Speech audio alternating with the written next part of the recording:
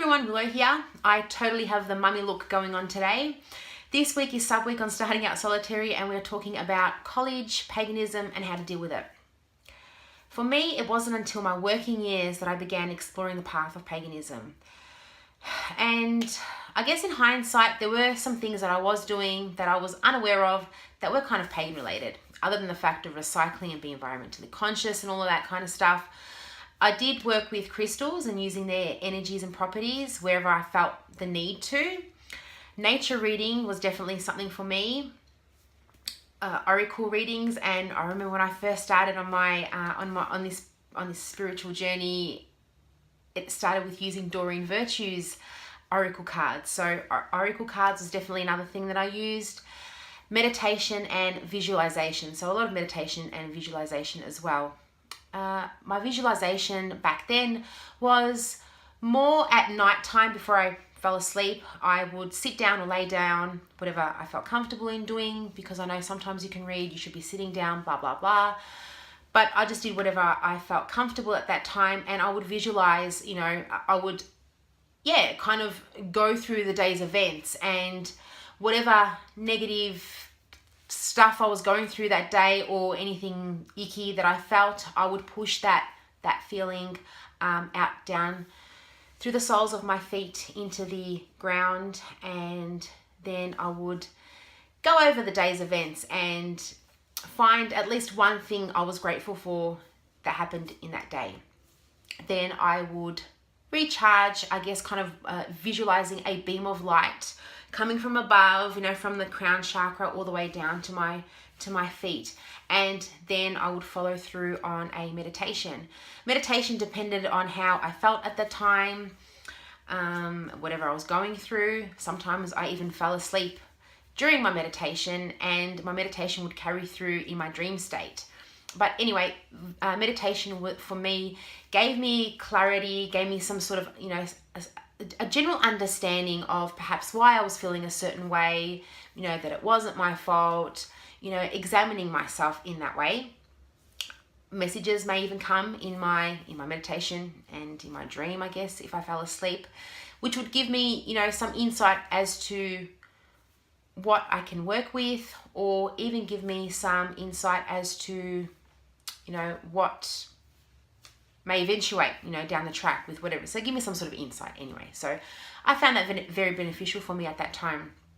It wasn't around this time, when I kind of started exploring the path of paganism, I did, read a lot of books, read a lot of information on the internet, and YouTube was a big thing. Of course, I watched a lot of videos there, and generally there was videos on how-tos. So how to do a spell, how to perform a ritual, how to make something. And no one really spoke about how they practice, regularly, how I can introduce practicing on a daily basis. Long story short, then I stumbled across Crimson Fire. And for those of you who don't know, Crimson Fire is the founder, high priestess of the Eternal Flame Coven here in Melbourne. And honestly speaking, I don't think there is anyone in the Southern Hemisphere that offers such teachings in regards to metaphysics the way she does. It almost kind of feels like it's individually tailored, because, as life happens, we go through stuff, and sometimes it can have, so even though she has a schedule or a timetable of what we're about to learn and when our crafting sessions are, life happens and I'm experiencing something, and it kind of either has something to do with what we are learning in that particular class, or she'll remind me of things that we have discussed and learned in the past, and I can use that to help me get through what it is. Anyway, almost like a soul's journey.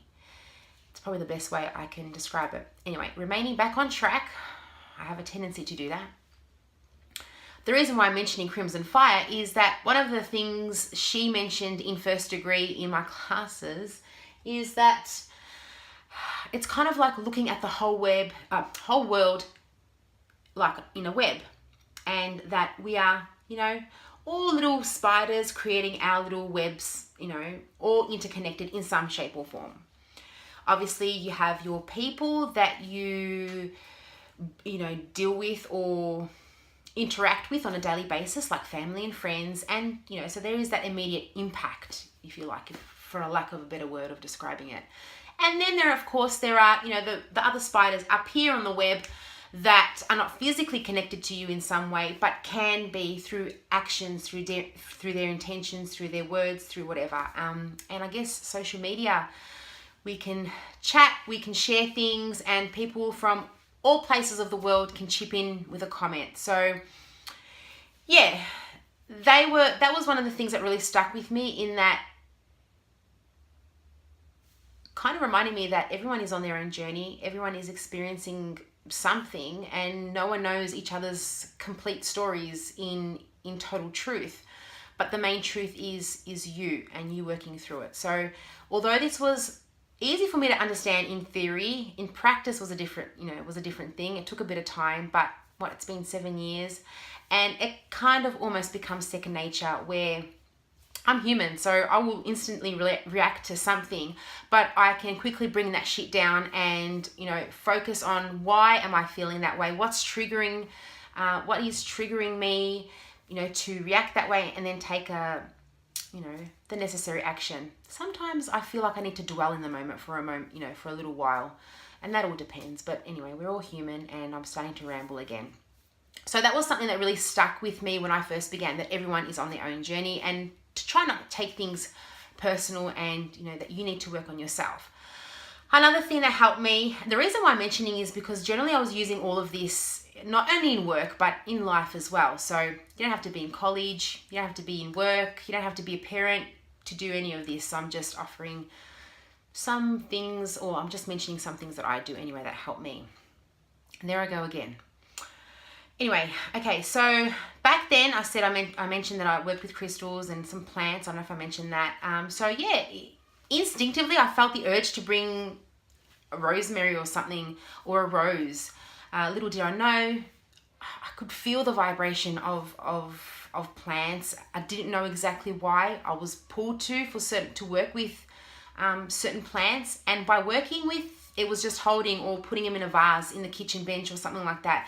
But yeah, at times when I'd go to work in the morning, I felt like picking a rose from one of my rose bushes, or some rosemary. Rosemary I felt was very protecting for me. I felt very nurtured holding rosemary in my pocket, or putting it in a little vase on my desk.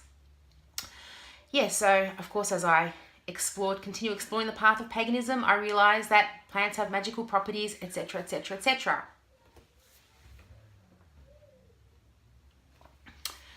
Jesse's having a tanty. So crystals is another thing that I worked with.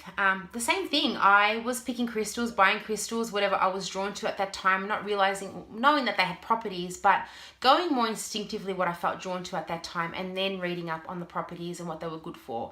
So I would use crystals in that way. Now I'm a little bit, I know a little bit more than what I did back then, and so I have formed a personal relationship with certain crystals. Yeah, certain description in books and stuff and in the internet, they do help me in the way that they say. However, I noticed some of the crystals are different for me. Black tourmaline was one that I worked with a lot at work. I basically work in a legal firm, so we do generally have not so nice phone calls. We've got defendants that call the office. Of course, they're being sued by a client. They're very upset.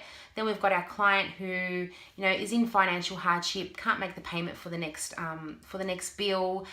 Also can be a little bit annoyed with the process that the legal system's taking. So all of that kind of stuff, we receive a lot of phone calls and dealing with all of that. Plus then, of course, you've got each individual colleague that works with you that all handles situations and things differently than everyone. So it's trying to juggle all of that and be balanced, remain balanced, which was hard. So crystals was definitely something else that I used at work. And mainly it was black crystals, and it was to either absorb the negative energy, which I found I've got a big piece of rough tourmaline, which isn't here, but it was actually quite big, and for me that absorbed negative energy. I'll tell you a funny story. I remember we had float secretaries who cover those who are, who are sick or on annual leave. And so there was one negative colleague who I already knew she was going to sit next to me because the girl next to me was having the day off. And I thought, right, I'm going to bring in my crystal and, just so that it can absorb the, her negative energy. So it wasn't necessarily anything intentional against her, but I just didn't want anything to do with that sort of thing and ruin my day. So I brought the crystal in, I came in a bit early and I sat it right kind of near me in between where she was supposed to sit. And literally about 10-15 minutes later, she called in sick and she wasn't going to come in as well. So me and this other colleague of mine, we are actually on the same, kind of a similar spiritual path. We had a bit of a giggle and every now and then we mention it. So crystals definitely for me, but I did find that if I had it near me for prolonged periods of time, then I actually began to feel really drained myself. And in turn, I would have swapped, I have an obsidian as well. I would have used that. And I kind of feel that the obsidian reflects all of the negative energy, not necessarily back at the person, but it's like a boundary around me. And so it'll just bounce off. Yeah, those things help me. Another thing is, the lawyer that I used to work with, she finally got the opportunity to run her own criminal department. It was something the firm didn't have before and were willing to give it a go. I was one of her legal assistants, and one day during our lunch break, she asked me what book I was reading, and it was Green Witchery, I think, by Alan Dugan. And yeah, so we spoke about garden magic and all that kind of stuff. And she said, so is there anything we can do to, zhuzh up the criminal department? And I said to her, well, we can try using essential oils because I have to be mindful if there's anyone pregnant, blah, blah, blah, blah. But we can try using peppermint and spearmint. So I didn't necessarily spell the actual bottle because I didn't want to increase the criminal activity. So I was a little bit mindful of that. But I wanted to draw in, for any criminal matters or for any people that needed criminal advice, that for somehow to be guided to our firm first. And quite surprisingly, it actually worked. And I remember, for what would happen is for a set period of time, we would burn spearmint or peppermint. And then we'd find that our workload would increase. And in order for us to kind of catch up a little bit, I'd settle on burning essential oil. I would give a break from basically, using spearmint or peppermint, just to give us that break and catch up with our workload. So using essential oils if you can, bearing in mind, if there's anyone pregnant or unwell, blah, blah, blah. But, that's something that you can work with. And another thing, I guess, is finding balance, work-life balance, study-life balance, whatever it is, balance, parent-life balance. I think that's important, definitely. It's something that I struggled with initially when I became a parent, and I struggled with actually working so long and dedicating myself so much to my job. And I guess, I don't know, something that worked for me was, I'm not one that plans. I'm not very good at planning. I'm an Aries, so I like surprises and being spontaneous. So for me, it was just to sit down, more so after I had the kids, and kind of plan my week ahead. So start with a week ahead and plan in what I was going to do, so I could allow some time for me time, some for kids time. And from that, once I started getting that into motion, and to be honest with you, sometimes in the morning already I could see my schedule going off the plan. But as long as you start somewhere and you give it a go, and then you can always step back and refocus and then reorganize your time so that you can have 50%. Sorry, I lost track then. This is going to be a disaster video. I'm so sorry. Just planning. I'm going to start again.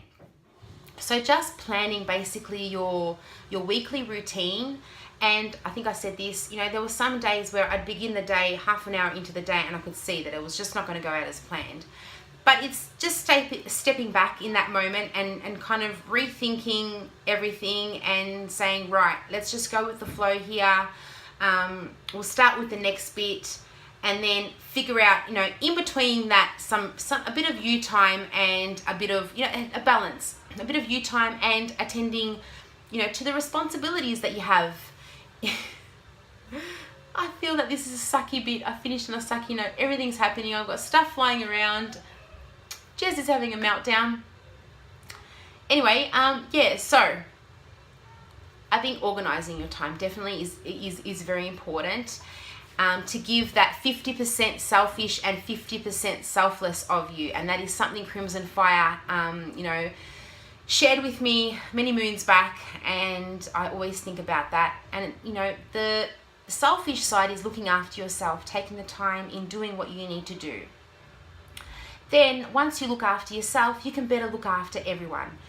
You know, that thing comes in mind, that saying comes in mind where, you know, where the plane is about to crash and they say, you know, you got to put on the mask on yourself first before you can help others. Kind of in that scenario. So it is important. And what I was trying to say basically is don't feel pressured or don't feel like, you know, oh, it's just not going to plan. Just start with something. Take a moment, even take all the feelings in, and then, you know, start anew and continue, because every day is a new day and a new start. Anyway, I'm so sorry. Until my next video, brightest blessings and much love.